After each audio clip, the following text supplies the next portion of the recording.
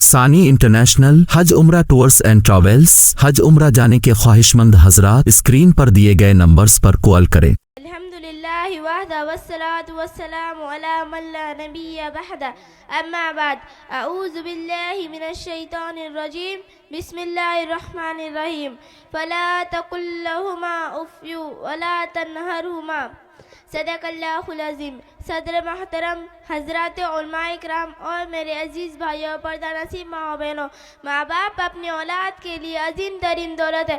جس طرح آنکھوں کی قیمت اندھے کو معلوم ہے، ہاتھ کی قدر لولے کو پتہ ہے، پاؤں کی اہمیت لنگڑا جانتا ہے، اس طرح ماں باپ کی قدر ان کو معلوم ہے جن کے والدین انہیں اس وقت چھوڑ کر چلے گئے جس وقت انہیں سخت سہارے کی ضرورت تھی۔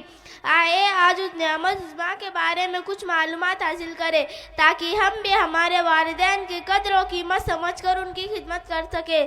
حضرات، اگرچہ ہمارے حقیقی خالق و مالک پیدا کرنے والا اللہ تعالیٰ ہے، مگر سب جانتے ہیں ہمیں دنیا میں لانے کا ذریعہ ہمارے والدین ہیں۔ یہی وجہ ہے کہ قرآن مجید میں اللہ تعالیٰ نے جہاں اپنے حقوق بیان فرمائے اور عبادت کا حکم دیا ہے، والدین کے ساتھ حسن سلوک، بہترین برتاؤ، محبت و شفقت کا معاملہ جاری کرنے کا بھی حکم دیا ہے۔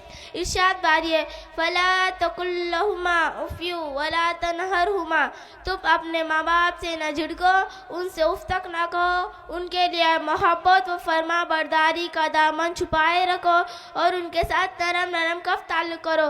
ایک حدیث میں نبی کریم صلی اللہ علیہ وسلم فرمایا وہ آدمی ذلیل خوار ہو پھر ذلیل خوار ہو، یعنی ہلاک اور برباد ہو۔ آپ سے پوچھا گیا کون؟ اے اللہ کے رسول، آپ نے فرمایا وہ شخص جو ماں باپ یا ان میں سے کسی بھی ایک کو بڑھاپے کی حالت میں پائے اور ان کی خدمت کر کے خود کو جنت کا مستحق نہ بنائے۔ میرے بھائیوں اور پردہ نصیب ماں بہنوں، بخاری شریف میں ہے کہ ایک صحابی نے آپ صلی اللہ علیہ وسلم سے پوچھا یا رسول اللہ، میرے حسن سلوک کا سب سے زیادہ مستحق کون ہوگا؟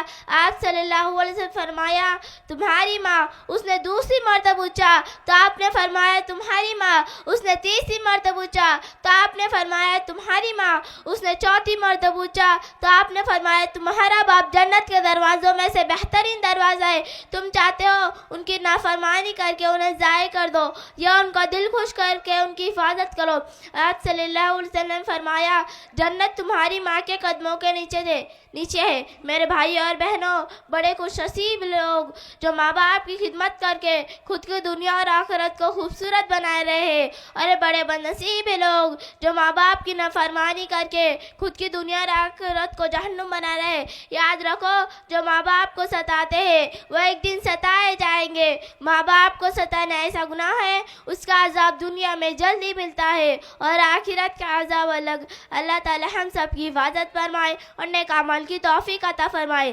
آخر میں ایک شعر پڑھ کر اپنی تقریر ختم کرتی ہوں۔ یاد رکھو یہ نصیحت ہے، یاد رکھو یہ نصیحت ہے، فرض ماں باپ کی اطاعت ہے۔ نہ کرو تم ان کو کبھی ناخوش، نہ کرو تم ان کو کبھی ناخوش، ماں کے قدموں کے نیچے جنت ہے۔ وما علینا الا البلاغ۔